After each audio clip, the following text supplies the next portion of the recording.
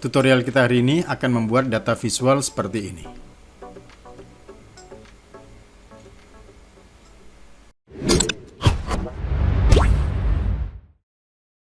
Halo, selamat datang kembali di Studio 662 bersama saya Budi Siswanto. Jadi kali ini kita akan membuat data visual, yaitu data statistik yang mempunyai animasi perkembangannya setiap tahun itu mana jumlah yang paling banyak dan yang paling sedikit, kemudian nanti akan bergeser posisinya sesuai dengan data sortir yang kita buat. Nah, untuk membuat animasi semacam ini sebenarnya tidak mudah, yang susah adalah bagaimana cara mengumpulkan datanya.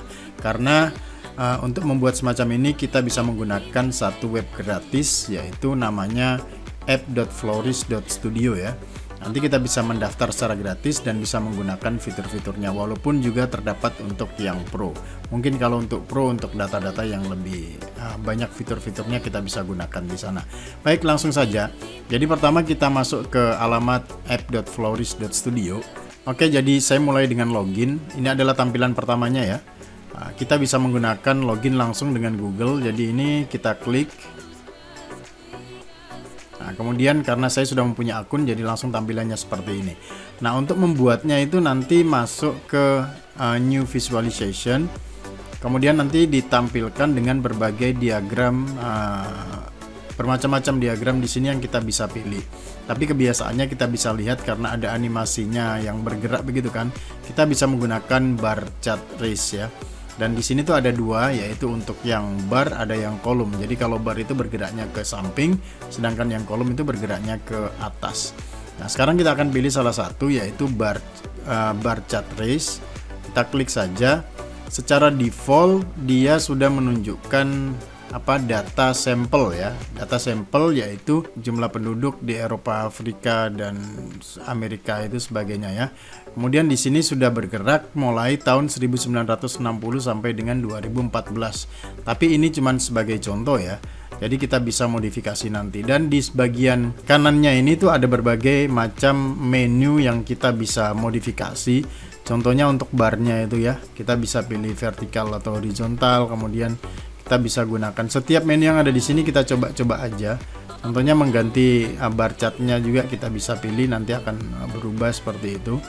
Oke, dan di sini ada labelnya, apakah kita mau tampilkan. Contohnya ini tidak ditampilkan, maka di sini dia tidak akan kelihatan seperti itu ya. Intinya ini bisa dicoba satu persatu. Saya tidak akan membahas detail di sini, tapi lebih kepada bagaimana cara membuatnya. Oke, sekarang yang perlu kita buat adalah datanya ini ya. Jadi data yang kita lihat ini dari sini ini itu adalah dimasukkan di bagian menu data di sebelah kanan ini. Seperti yang bisa dilihat di sini ada ABC, kemudian ini adalah tahunnya, indikatornya EF dan seterusnya itu mulai tahun 60. Kemudian di sini ada gambarnya. Nah, untuk gambarnya ini memang kita harus memasukkan satu-satu ya. Tentu saja untuk membuat ini yang paling lama itu menyiapkan datanya. Nah, sekarang saya sudah mempunyai data seperti ini. Oke. Ini adalah data penduduk Indonesia dari tahun 2005 sampai 2020. Dan data itu saya ambil dari Badan Pusat Statistik. Jadi datanya ini valid ya, bisa diinikan. Saya pinjam sebagai tutorial, bukan untuk niat memodifikasi ataupun hal-hal yang tidak bermanfaat lainnya. Oke, langsung saja. Karena saya sudah mempunyai data Excel seperti ini dan saya sudah simpan, sekarang saya tinggal import saja datanya. Nah, di sini ada menu upload.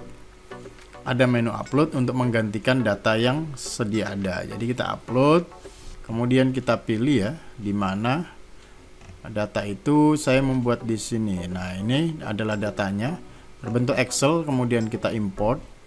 Nah, sekarang sudah ada 35 baris sudah terupload dan kita tinggal next saja. Kita tinggal next. Nah, sekarang inilah data yang sudah kita upload dari Excel tadi ya. Jadi kita tidak perlu membuat satu persatu. Kemudian di bagian labelnya itu di sini indikatornya adalah ABC gitu ya. Berarti mulainya dari A. Kemudian value-nya itu mulai dari D. Kenapa mulai dari D ya? Harusnya di sini mulai dari B. Berarti kita di sini harus tulis mulai dari B. Supaya apa? Supaya bacanya terbaca semuanya. Kategorinya B, image-nya tidak ada. Jadi image-nya tidak ada ya, karena saya tidak mempunyai image. Sekarang kita lihat previewnya seperti apa. Nah, ini kan masih kosong ya. Itu masih kosong seperti ini datanya. Jadi kita bisa memodifikasi di mana? Kita bisa modifikasinya di bagian yang sini. Nah, ini semua menu-menu ini kita bisa modifikasi. Baik, kita mulai dari yang awal.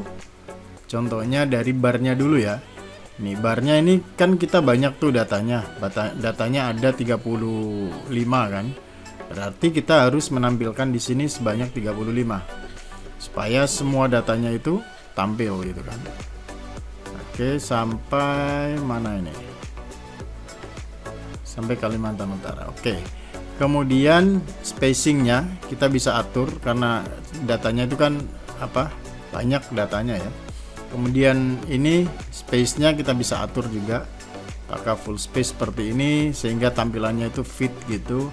Kemudian kita bisa ngatur juga supaya pas dengan menginikan on off space-nya ini. Kemudian apakah kita perlu sort gitu. Kemudian ini height bar value kita bisa gunakan juga, kalau tidak kita ini kan. Kemudian bar color-nya yaitu warna dari barnya itu kita bisa ganti. Kemudian labelnya, di sini label ada ya. Label value-nya berapa, ukurannya ya. Di sini tuh ada label, angka-angka yang kecil itu. Nah, space-nya kita bisa atur, warnanya juga kita bisa atur. Kemudian di sini ada current time, yaitu tahunnya ini ya. Tahunnya kalau kita off gitu kan tahunnya dia hilang ya. Tapi kalau kita on, dia current time-nya dia akan nampak, dan tentu saja warnanya juga kita bisa ubah. Kemudian show total, itu dari total di sini ya. Nah, kalau kita hide dia akan tidak kelihatan seperti itu. Dan untuk captionnya sendiri juga ada, apakah dia mau di samping, di kiri gitu kan.